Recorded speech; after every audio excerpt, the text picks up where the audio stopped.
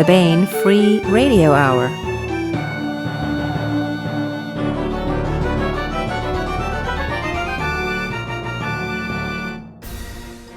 On the podcast, Star Traders go after Black Friday bargains on a sentient planet and end up paying a penny for the thoughts of an entire continental archipelago. Weighted blankets trap colonists in bed for 5 days on centripetally spinning space station wheel until the place is spun backward for cleaning.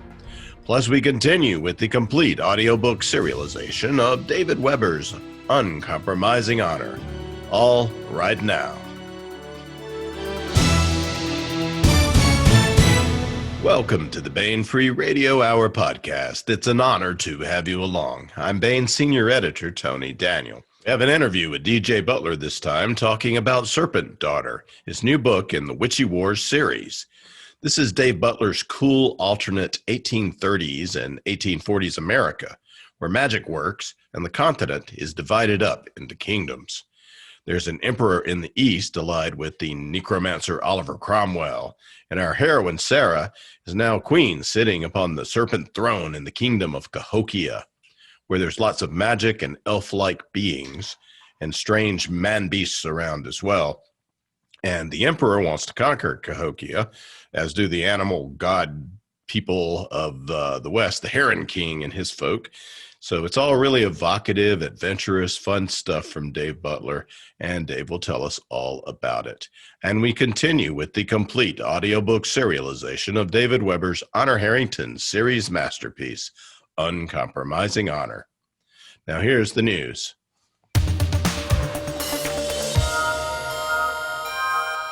The November Bane eBooks Leap into Liaden sale continues until Monday night. Sharon Lee and Steve Miller's wonderful Liaden Universe series is on sale in ebook form. $2 off on Accepting the Lance, which is regularly $6.99 and it's now $4.99 until Monday. Plus $1 off on all Bane Liaden Universe series ebooks. Available wherever Bane ebooks are sold, so get these bargains while you can. And speaking of Liaden, our November free fiction at the Bane.com website is Preferred Seating by Sharon Lee and Steve Miller. A Port in the Storm. Pilot Can Ith Yosphelium liked his life as a scout, so when he receives unwelcome news of a promotion that will prevent him from continuing his vocation, he's far from pleased. In port, he seeks out time alone to drink and think up a plan, but his path is about to cross with a mysterious woman who seems to know a lot about him, and she has a plan all her own to bring Liaden back from the brink of ruin.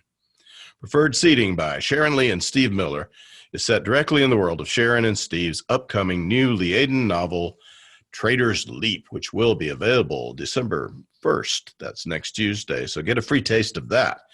And if you are coming to this later, you can find that story in the Free Stories 2020 ebook download, which you can get at Bane.com. Build up your Melanti by reading some great Liaden stories and check those out.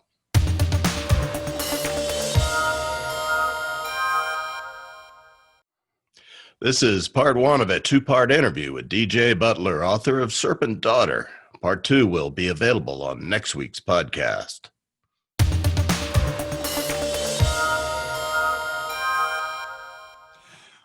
Hey, I want to welcome DJ Butler, Dave Butler, back to the podcast. Hey, Dave. Hey, Tony. Good to see you. That is some hat. It is not the tricorder. No, or the fedora that I started wearing for Hiram Woolley either, but I was wearing this back when Witchy Eye came out. I don't have a people-crowned kind of Grand Inquisitor hat. I haven't got one. This is the closest I've got. It's actually... is leather, and I bought it on a business trip to Buenos Aires back in about 2004, I guess, and just sat around the house for 14 years, and then when I started wearing hats as kind of a branding authorly shtick, I said, you know what, I should wear that hat. So, So it looks kind of Jim Butchery, like his main character is a bit. And his hat, although I think in the you say Jim Butcher, but I think you're really talking about the iconic covers, right? Because I think in the books the character isn't actually described as wearing a hat. Yes, in the covers, yeah. Yeah. So yeah, and it's got a the sort of link to Witchy Eye, if there is one, is it's got a little fleur de lis on the head. Maybe that's the Chevalier's hat. That's right. It makes one of the bad guys. One of the bad guys. Well, let's talk about. All right, let me talk a little bit about Dave. DJ Butler grew up in swamps, deserts, and mountains. After messing around for years with the practice of law, he finally got serious and turned his lifelong passion of storytelling. He now writes adventure stories for readers of all ages, plays guitar, and spends as much time as he can with his family, which is a lot more this year, due to circumstances beyond our control. Correct. He is the author of Witchy Eye, Witchy Winter, Witchy Kingdom, which is the first 3 books in the Witchy Wars series, as well as co-author of Dust Bowl Magic Mystery Novels, which is just what I decided to call them this time. The Cunning Man and the Jupiter Knife. I don't know how you would characterize those books, but they're really cool. That's a good characterization. I think technically the genre is occult detective, but that's a little bit of a smallish genre for most people. So I sometimes say they're that in the same way that Witchy Eye is the epic fantasy of the old weird America, that the Cunning Man is the urban fantasy of the old weird America. Well, that makes sense. Well, now out at booksellers everywhere is the epic fantasy of Arcane America, Serpent Daughter by DJ Butler. And this is set in the Witchy World series universe. And it's sort of a new beginning of a sub-series. It's the continuation of the old story, really, though, from the original books. But we're concentrating more on the fact that Sarah is now queen of Cahokia, and she's got to deal with a lot of stuff going on. So your subtitle is The Witchy Queen Rides to Battle. Maybe that's a good place to start. Maybe tell us where we are at the novel's start, who the players are, and this amazing milieu that you've created. So at the start, and this is meant to be, you're right, it is a continuation. I think it is readable if you saw it in a bookstore and said, can I pick that up and start reading there? Hopefully the answer is yes. Oh yeah, I think definitely, yeah. Yeah. But it is meant to be a continuation, the second trilogy, and it follows pretty closely on. About a month has passed.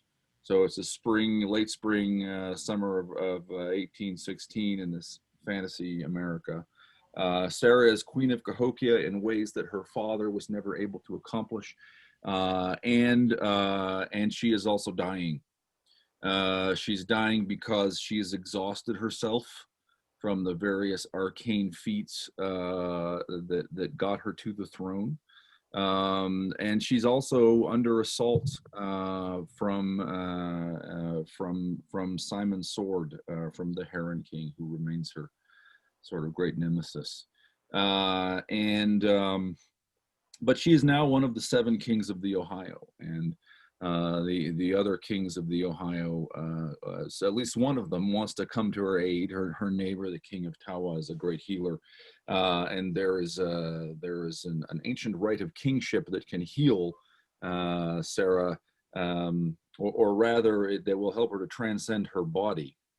But it requires the participation of the 7 kings. So to try to save Sarah, to try to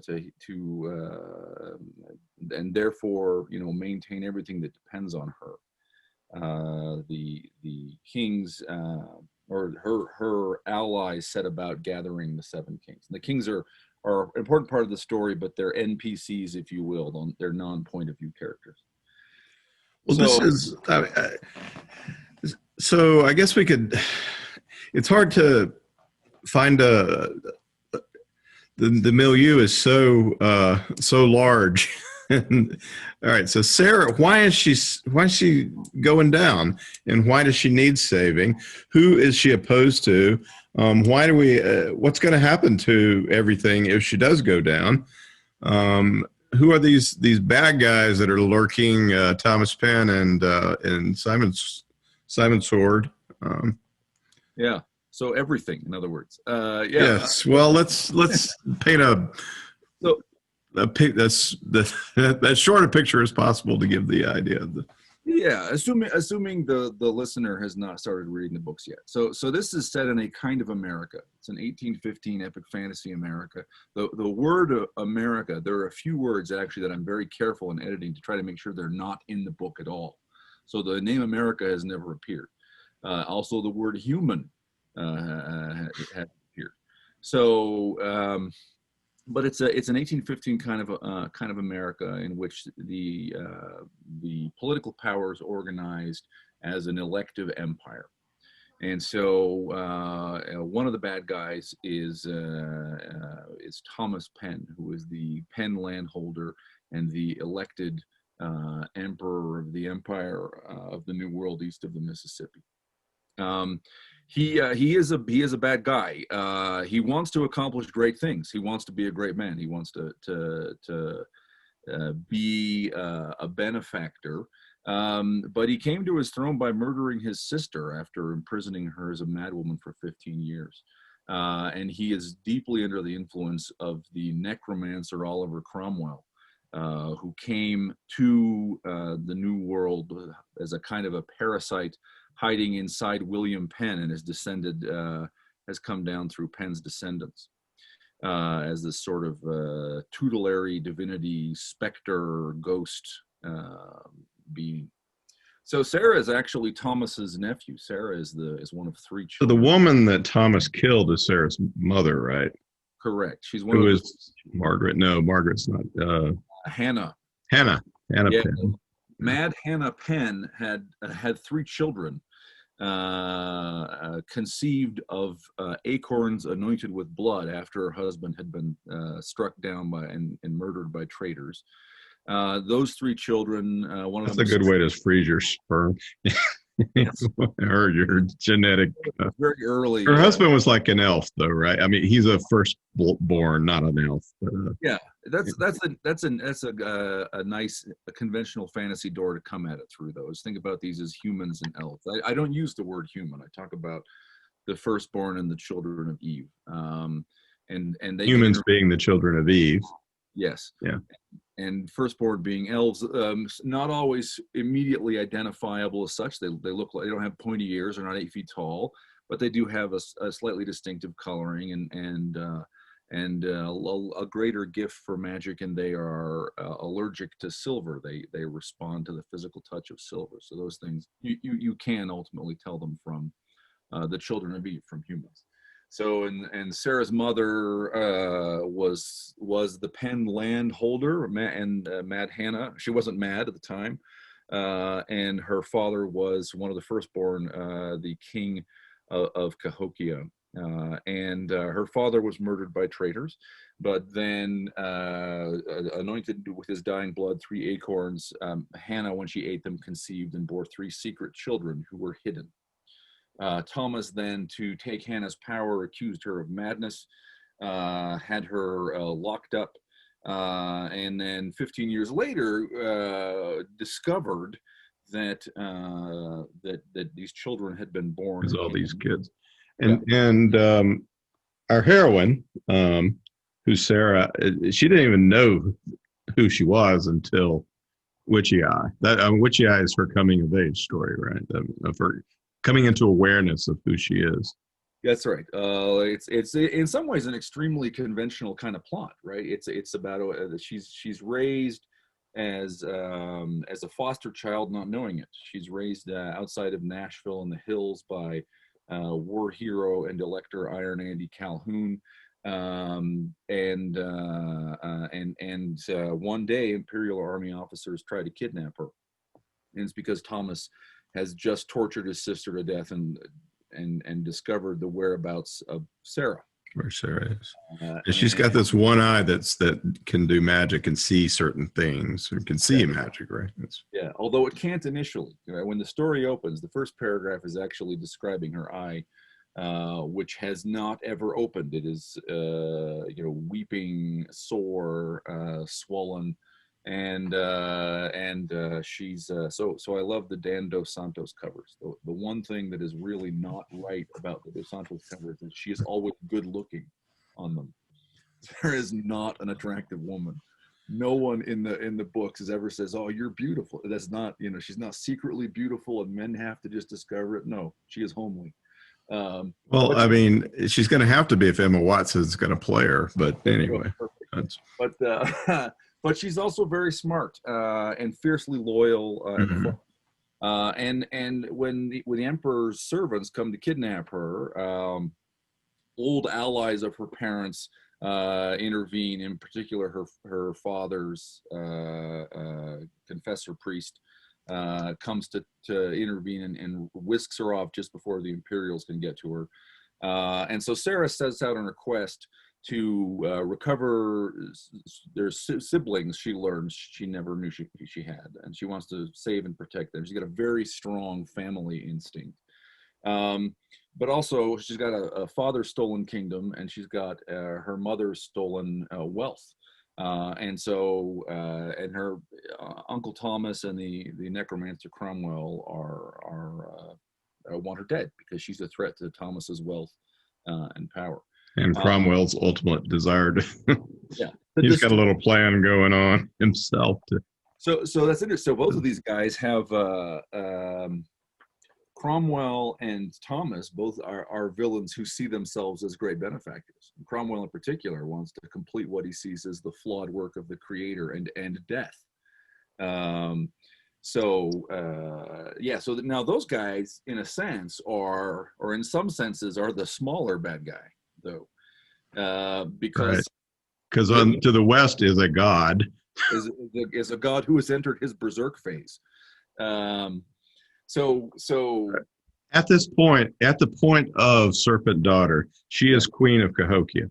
Cahokia is where Cahokia, the Indian mountain place, is today in real life, but is this magical center of these 7 kingdoms that are along the Ohio River or the Ohio Valley. And they are not subject to Thomas yet, and he wants them.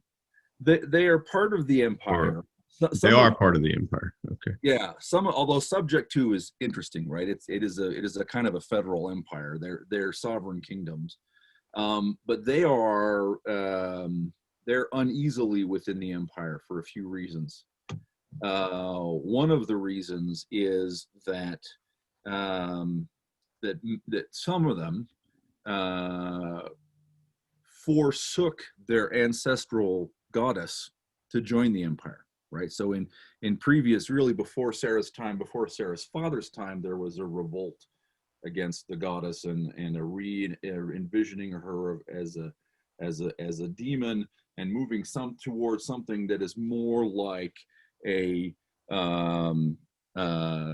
sort of spare Christian, like a Protestant new light kind of religion, to fit better within the empire. And so there's some tension within the kingdoms about over that struggle, which is not entirely finished. There's also some tension because part of Thomas's ideology is Martinite. It's aligned with the followers of Saint Martin Luther, whose great dogma is that the firstborn should hold no political power over the children of Eve, in accordance with the book of Genesis, which says that man is given dominion, right?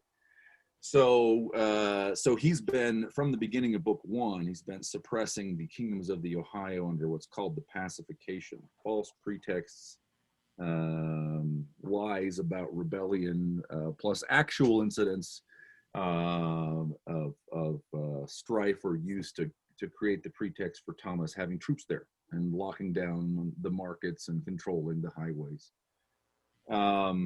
So Sarah becomes, in the first, this is a spoiler, in the first 3 books, and really in book 3 in particular, Sarah becomes the queen of Cahokia and reconnect with her father's goddess. But the other great antagonist on the I'm doing this to mean the West. I'm imagining a map in front of me. Oh, you're in Utah, so that's the West of you. I would do it on the other side myself. It's all east of me. Everything in his book is out east. Is the great god of the Mississippi and Ohio rivers. One of the pieces that went into the stew here from the beginning, I think it might have been a National Geographic article before they got like 100% political, talking about the basically eastern half of North America, right? Well, so, some of it drains north into the Hudson, but then, south of the Great Lakes, there's just vast drainage basins, really just one river. The Mississippi and the Ohio rivers is one gigantic river system. And you can map it, and it's striking to see just all the tributaries, everything between the Appalachians and the Rockies, just all flows down into one river and out past New Orleans. And so the Heron King is the god of this river system. He's its incarnation.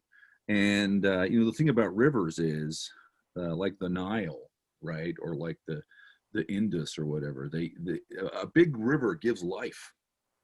It's the river that fertilizes the flatland and makes these places bread. Egypt was the breadbasket of Rome, and it's what the Mississippi is what makes the American bottomland so fertile. But rivers are also immensely destructive, and a flood will wipe out a city without a thought, and so the god of the Mississippi and the Ohio rivers, the Heron King, has this kind of dual aspect, and people speak different idioms in the book, but many of them use a heavily biblical idiom, which I think is true to America and American culture. I think to sort of read American history, you have to realize that many people have come here seeing themselves as being part of the biblical epic and still speaking that language. That's fading over time, but I think it was certainly true in 1815. So in the kind of a pseudo-biblical idiom, the names of his 2 aspects are Peter Plowshare, which is a beneficent, gift-giving, long-reigning, peaceful monarch who is,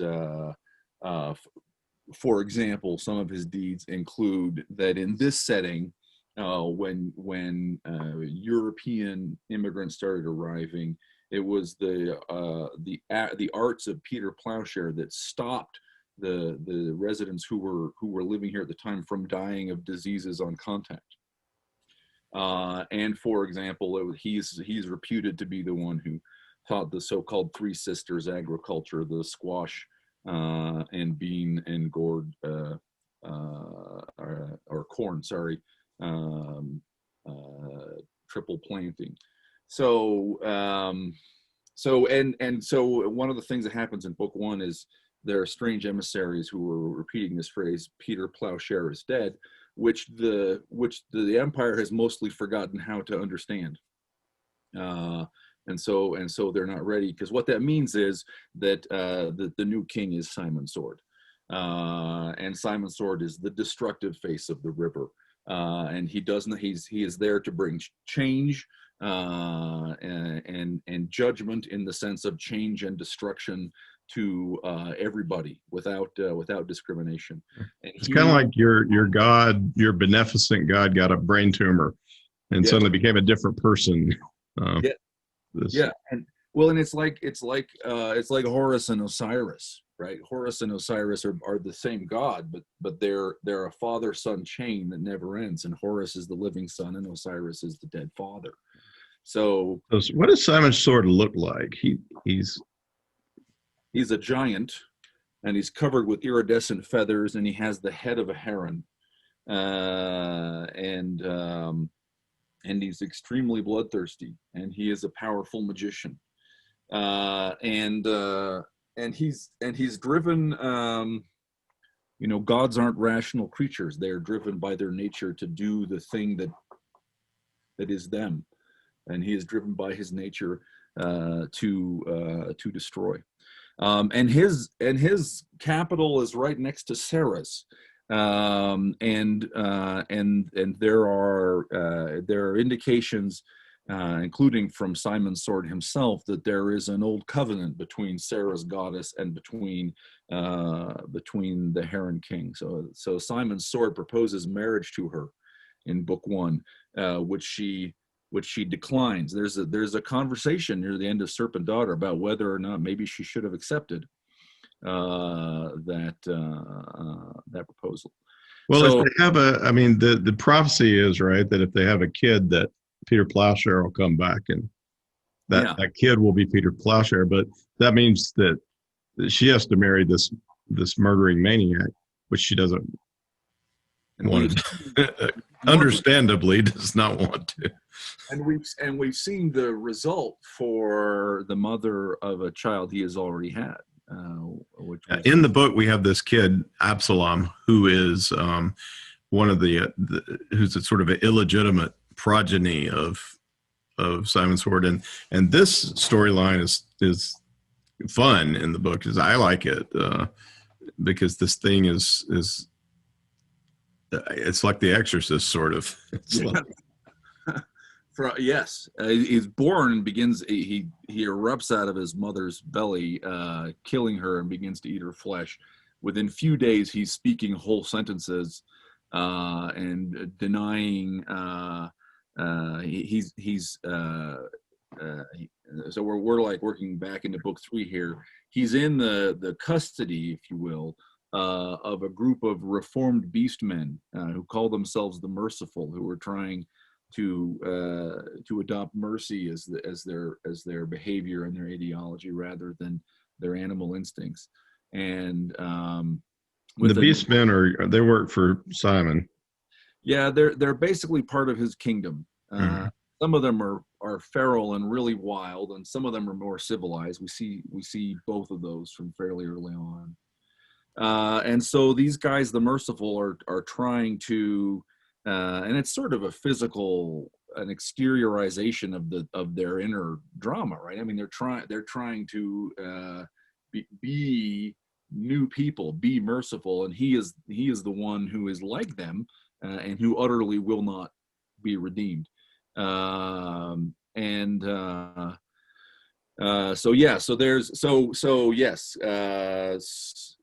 only way that Simon's Sword can be defeated is that he has to have a son, but he has to have a son within this ancient covenant with the goddess of Cahokia, which means Sarah. So Sarah's dying, and this is a threat because maybe the Empire will be able to come back in. She's driven them out of her kingdom, but not out of the valley, not out of the Ohio. So there's a question: hey, can the pacification be entirely lifted, or if Sarah's defeated, do we go right back to being ground under the heel of Thomas Penn? And do we then get destroyed by this monster rampaging on the river? So the stakes are high for everybody. There's a third enemy down in New Orleans. Yeah, which is a problem as well. That's part of this story. Yeah, that's right. There's a whole conflict that's going on, and these conflicts they have touch points. They're woven together, but there's a whole separate conflict in New Orleans around the Chevalier, one of the 2 electors of New Orleans or of Louisiana, who is the nobleman who is its secular ruler. And he, in book 1, murders the bishop. He has the bishop killed. The bishop has been a thorn in his side. Historically, the bishopric had been basically under his control, and his cousins, the other branch of the Lemoyne de Bienville family, had been the bishops. And so this bishop who was the most unambiguously righteous character in all of the books so far, had been appointed really to aggravate the Chevalier and reduce his political power. And when the bishop denounced the Chevalier for murder, the Chevalier went ahead and killed him too, in the cathedral as he's performing mass.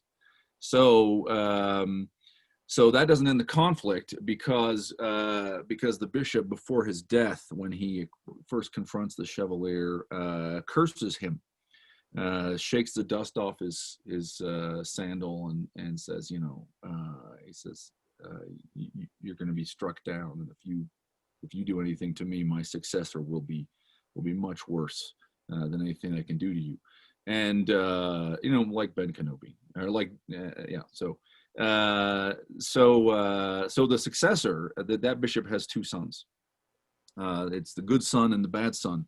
And people in book one, as we see this family, sort of expect conventionally the good son to potentially be the next bishop. He's scholarly, and he's humble and helpful, and in book two he does not become the next bishop. Instead, the bad son succeeds, and the bad son does this. He actually seeks it out, and acquires the biblical seat basically by bribery, and he is a gangster, and he is a voodoo hungan. He's a voodoo priest, and he is acting at the direction of his dead mother, his Gede Loa, his guardian spirit is his dead mother, who was a voodoo mambo, and becomes bishop to seek revenge against the Chevalier. So one of the ongoing stories is that conflict continues, and then again sort of interacts with Sarah's story at the end of book three. There's a moment where the bad son, the Bishop of New Orleans, who is also a gambler and sorcerer, Etienne, is key to Sarah accomplishing what she wants in Cahokia. She needs a priest, and he's the one she can think of, and she reaches out to him.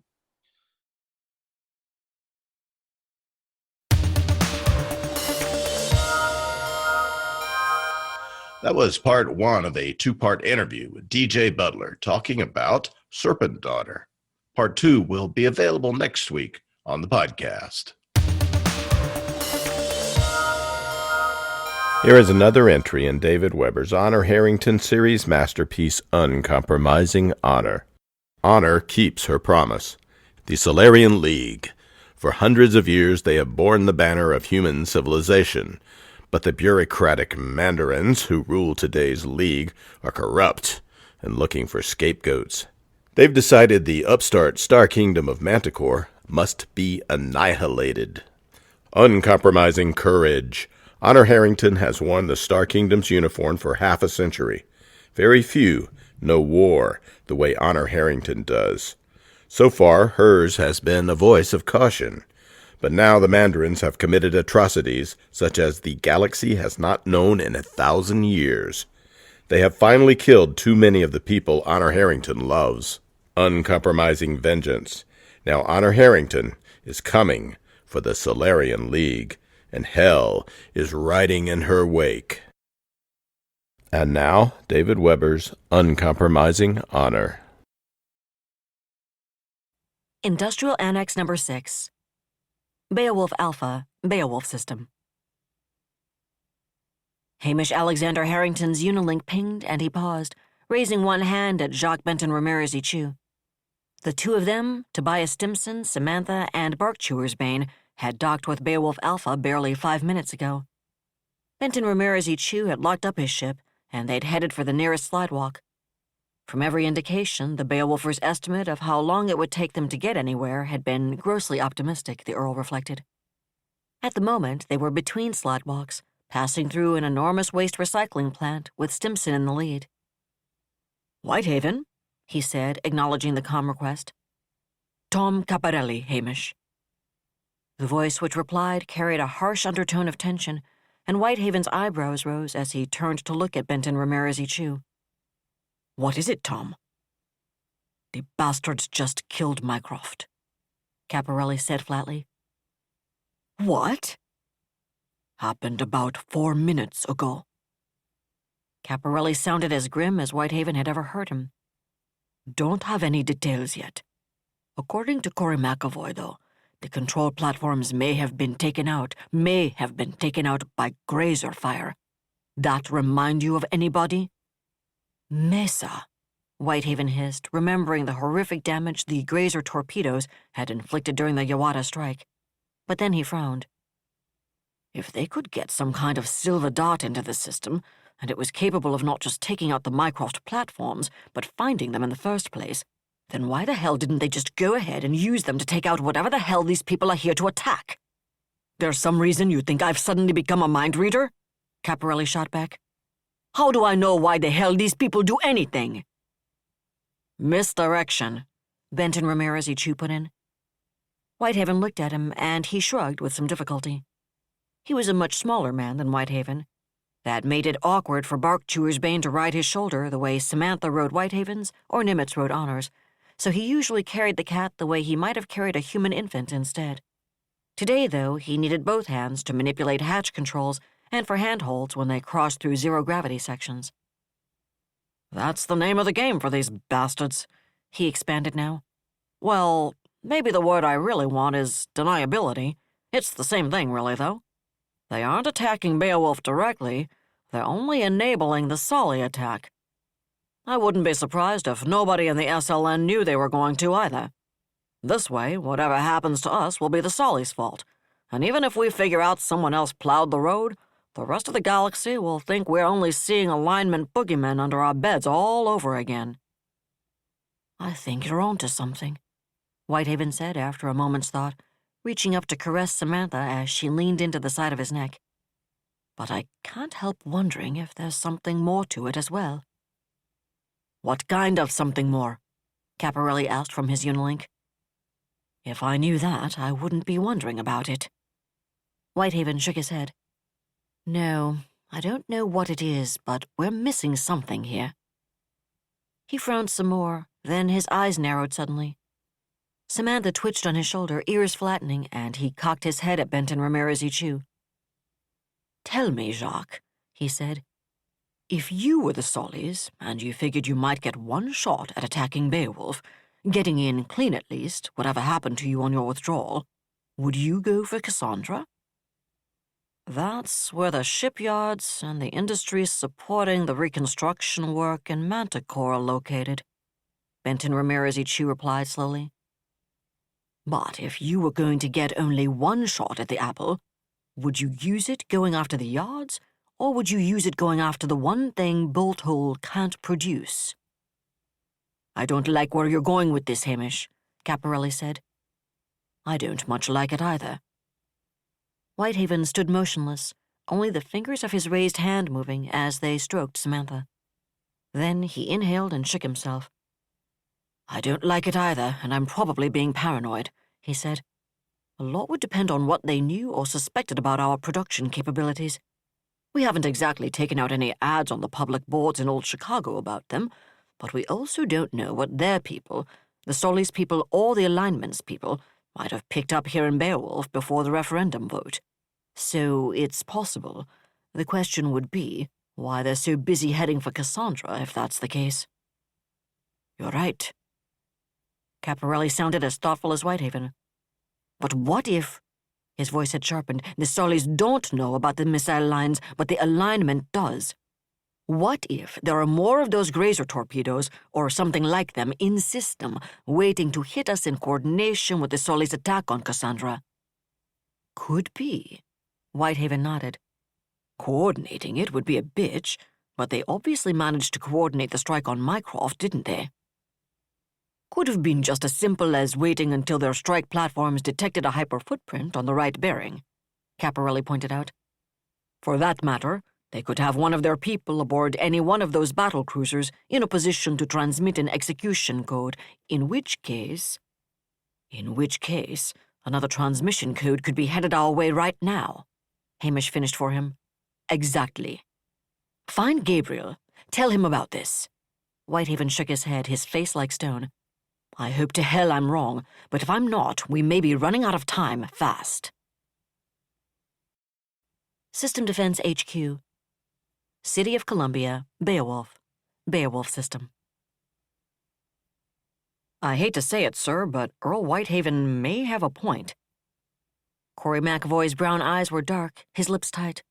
We're still reprogramming the Apollo pods. It's taking a lot longer without Mycroft, and they're not going to be as accurate, but we should be ready to launch within the next 6 minutes, and we've got a lot of them. That's not going to help us if the bastards have snuck something into the inner system, though. Agreed.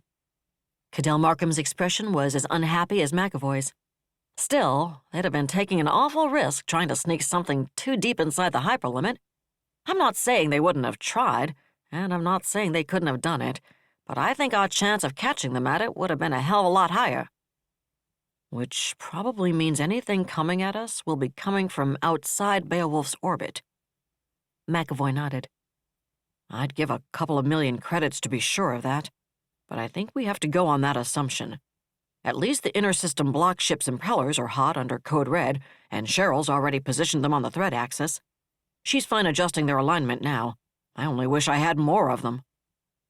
And that we weren't going to lose so many to the bastards' initial launch, assuming they launch against the inner system at all. Cadell Markham agreed grimly. If the clever buggers have set something up as a follow-on strike.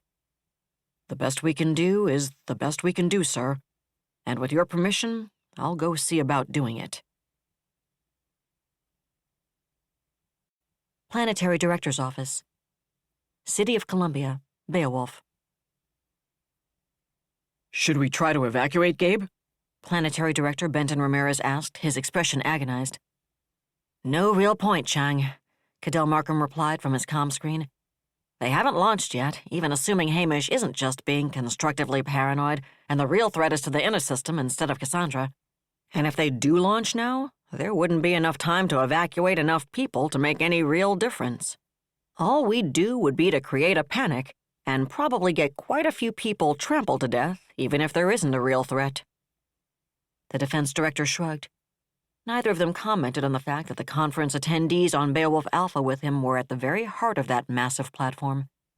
Anything capable of housing that many million people was enormous, and it had been built in layers like a vast onion.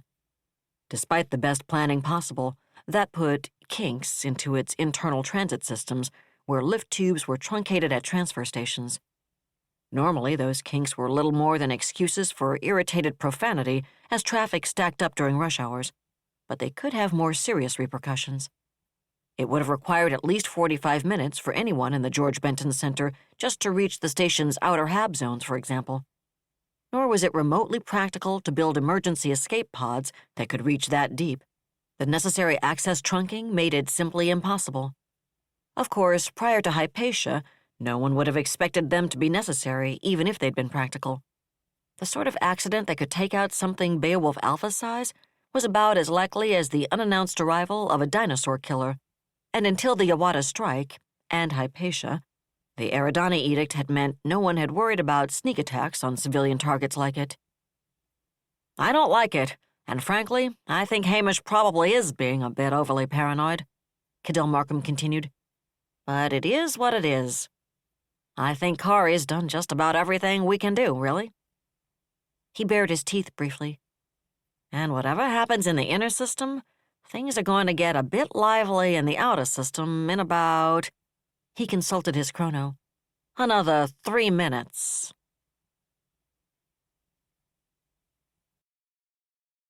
SLNS Quebec. Task Force 790, Beowulf System. Liang Tao Rutgers sensed Angelica Helland hovering behind him, but it was only a vague awareness. His attention was centered on the tactical information pouring in from the thick shell of recon platforms he'd deployed. The shells plural, actually. One hemisphere of drones raced towards Cassandra, sweeping the volume ahead of TF-790, while another sped towards the inner system from TF-90's original in-space emergence point. Transmission lag had become an issue on the inner system flight. but the truth was that any data from them was only icing on the cake. Their true function had very little to do with the gathering of tactical information and a great deal to do with misdirection. In fact, the entire Fabius operational plan relied on misdirection, and it seemed to be working well, aside from those mysterious grazers. He'd reworked the numbers a dozen times, and Schlegel was right. Rutgers couldn't prove someone besides the SLN had been taking out control stations, but the locations were right, and he didn't like the implications of that at all. He checked the time again. TF-790 had been in Beowulf space for almost 3/4 of an hour. Under the original ops plan, they'd have altered course in another 19 minutes. Given Admiral Capriotti's revision, they'd change course in only 14, and Rutgers was entirely in favor of the revision. In fact, he'd just... "Status change!" one of his tracking ratings announced suddenly. "Missile launch! Multiple missile launches! Range at launch 205.2 million kilometers!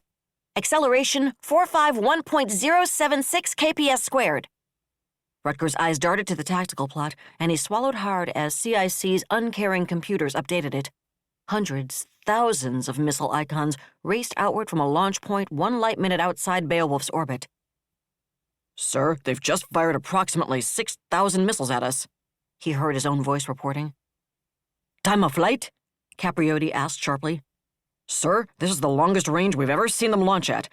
We do know now that their birds can incorporate a ballistic phase, just like the cataphract, but that was from what we think are their cruiser range missiles, and we still don't know what the maximum endurance on their missile drives is, even for their cruiser missiles. We don't have any idea what it might be for their capital missiles, and if this is a system defense variant we haven't seen before..." The ops officer shrugged.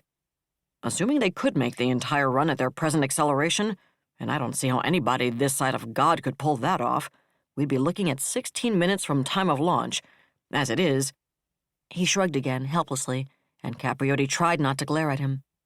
It was scarcely Rutgers' fault, but that did nothing about the icy fist closing around the Admiral's heart.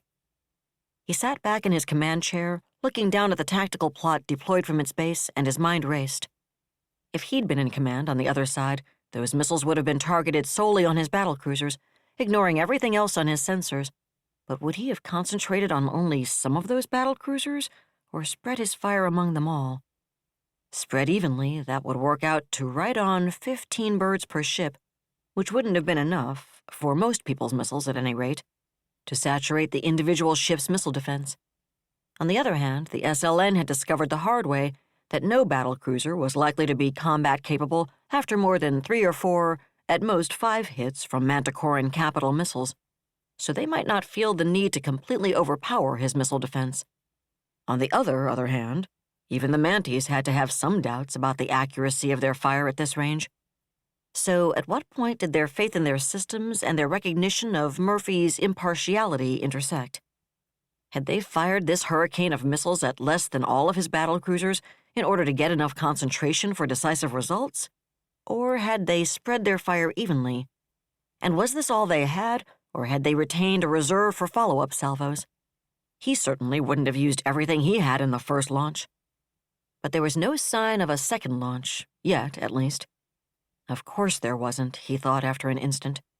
Without FTL control platforms closer to him, they couldn't coordinate a second salvo tightly in terms of time. Even with FTL sensor platforms right on top of TF-790, any evaluation of the first strike would take over 10 minutes to get back to the first strike's launch point. And without forward-deployed FTL control platforms, it would take several more minutes for any targeting corrections based on that evaluation to catch up with missiles streaking towards him. Even in a worst-case scenario, which assumed they really could maintain this monster acceleration all the way to TF-790, he had 16 minutes, 14 now, he noted almost absently, before the first salvo could reach him.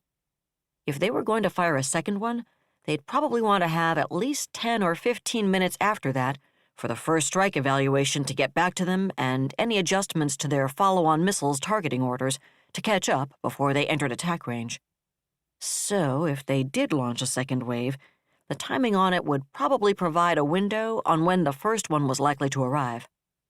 Which was all very interesting, but didn't solve his immediate problem.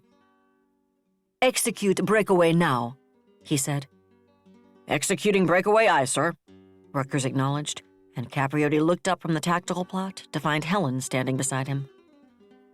"Still 16 minutes to second stage launch, sir," she said quietly. "Understood. But as far as we can tell, they're busy shooting at us, not anything closer in. And frankly, by this point, there's not that much they could do to stop the second stages. In which case, I'm a little more concerned about surviving, and those 12 minutes might just help that happen, don't you think?"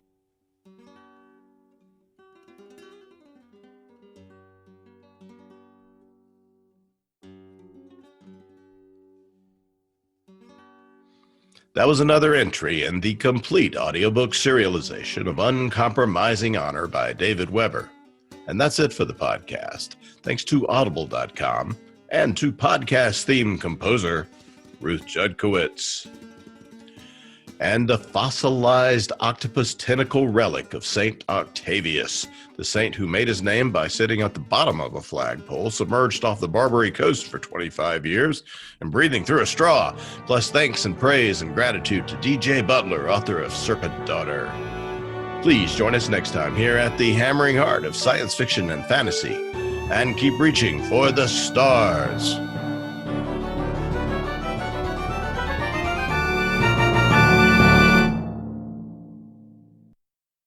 Having taken her father's throne, Sarah Calhoun has fallen out with one of her best allies, and her brother Nathaniel heads into Imperial Philadelphia with a reckless plan. Her uncle Thomas, armed with new powers and new allies, aims to remove Sarah from her throne and from the world of the living. To survive, and to gain the strength she needs to fight an impossible war, Sarah must unite the Mound Builder Kings to enact an ancient rite that will propel her beyond mortality. Serpent Daughter by DJ Butler is the newest entry in the Dragon Award-winning Witchy Wars series from Baen Books at baenbooks.com.